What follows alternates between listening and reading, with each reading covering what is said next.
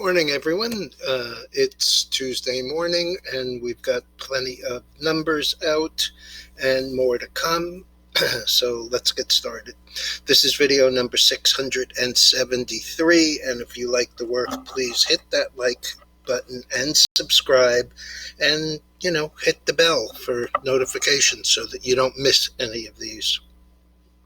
I'm looking at a bunch of shorter term trades, and this is the way that I'll be putting them out as far as explanation. So I think it's important for you to be able to know when something goes out.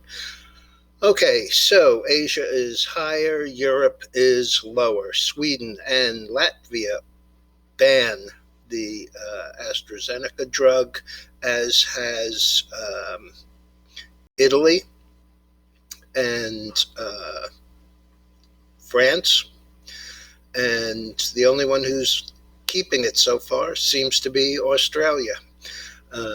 There are issues here, limited cases, but nonetheless more than coincidental, of bleeding and blood clots from people taking that AstraZeneca cocktail. Purdue Pharma, the company that brought you OxyContin and opioid dependency, looks like it's trying to come out of bankruptcy. They have a $10 billion deal. Most importantly, it was formulated without the Sackler family. Roche has a variant test, and we'll see where that goes. Facebook and News Corp have a deal for news in Australia. If you recall, not very long ago, Australia said that Facebook and others will have to pay for news in Australia, and this is the first step that way. Vanguard has scrapped plans for a China fund, and kind of interesting. We have somebody just said something that I just can't believe, but let me give you the numbers first so that you'll understand where I'm coming from. Year over year, import prices up 3%. That is a huge number. Import prices for the month up 1.3% versus an expectation of up 1%. Export prices up 1.6% versus an expectation of 1%. And export prices, the first one was X autos, etc. The year over year for export prices is 5.2% versus 4%. And we also have a Fed meeting starting today for 2 days. So with rates as high as they are, it'd be kind of interesting, not so much for the rate announcement. I'm sure that it will be unchanged, but nonetheless, we'll have to see what the commentary is and what the press meeting comes to. Okay, so everybody is talking about the consumer, and this is something that I just can't understand. You got a guy, Ted Leisman. Leisman on CNBC came out after discussing the consumer with someone, and the comment that he made was, well, we don't have to ask about the consumer just yet. In other words, we're kicking it down the road. We don't have a clue as to how it's going to go, but hey, it's still early. We're still going to pump more money into the system, so we don't really have to worry about it yet. This is such a prevalent attitude. It makes things very, very scary.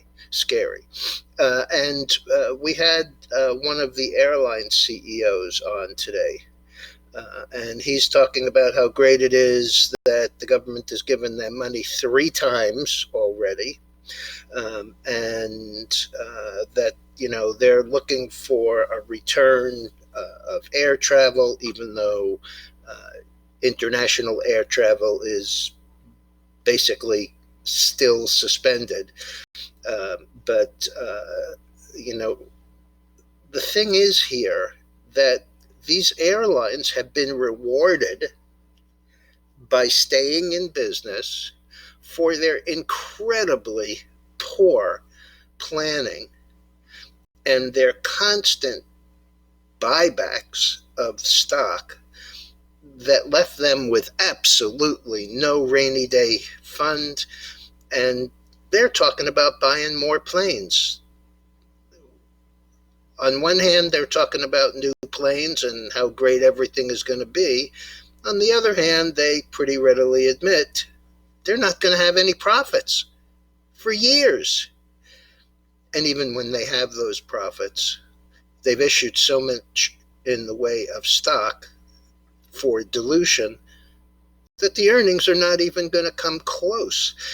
We had the same exact situation with the banks after 2008.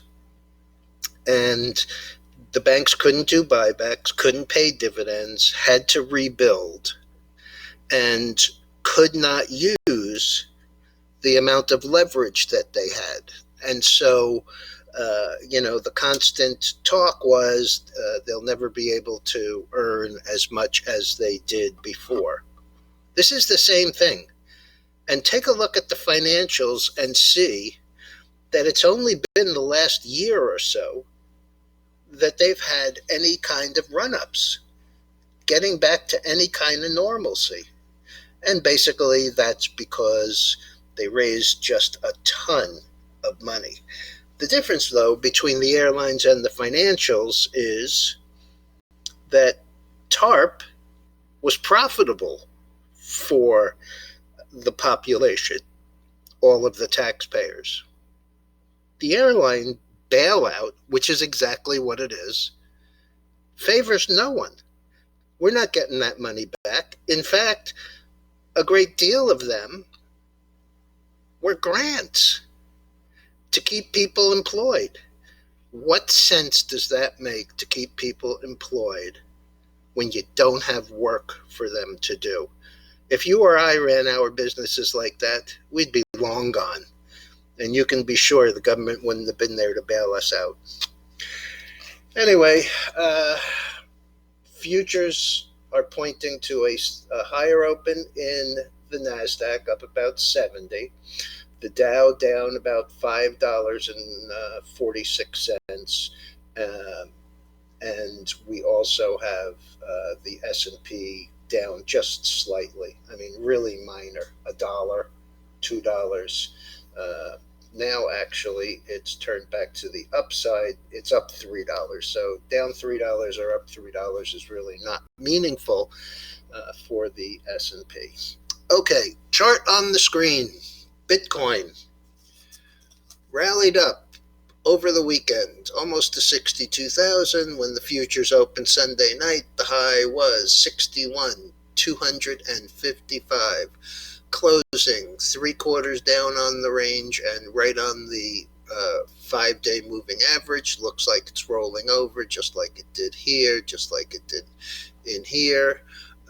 I'd say the ultimate buy point would be about 51,000.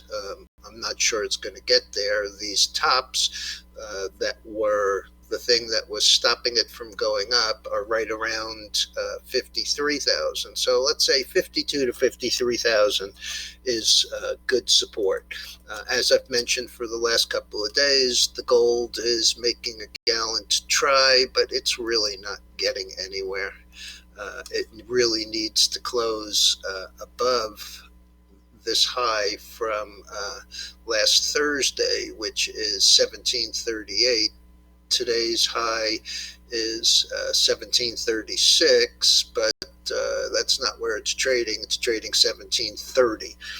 These little days of slightly higher highs, slightly higher lows does help in the base building, but until this 5-day moves through the 20-day, it's hard to call it, anything other than a consolidation. It, as I mentioned last night, looks a lot like the dollar, which is really strange because they should be moving in opposite directions. Today they are, but only slightly. With the dollar coming down, it's had a couple of these consolidations and moved higher, but the 5-day has rolled over. It has been unable for the last 3 days to get back over 9,200, which was my original area of resistance. It did get up a week and a half ago on actually a week ago today, last Tuesday. It did get up to 92.53, but closed down on the day and on the low and followed through. There is some interesting movement here in the this blue line is the 20-day moving average, and the red line is the 100-day. So it looks like that is working towards a cross back to the upside. If that were to happen, the dollar would probably rise up into the 200-day MA, which is at around 92.75 to 93. I really would be surprised to see it get through that area, and I'd be astounded to see it get any higher than 93. All right, everyone. I'll be back later. We may go back into and bid for those UNG calls. I'll just give you one look here. The nat gas is the only member of the energies that is actually up, but it's still pretty unimpressive. We really are looking for a day where it hit this lowest, which is the 200-day MA, and bounces up. It did bounce up yesterday, but then came right back down and closed almost exactly on the low. It is a little higher today, up a penny and a half, but I'm unimpressed. We would probably bid under the market to buy those today. All right, everyone.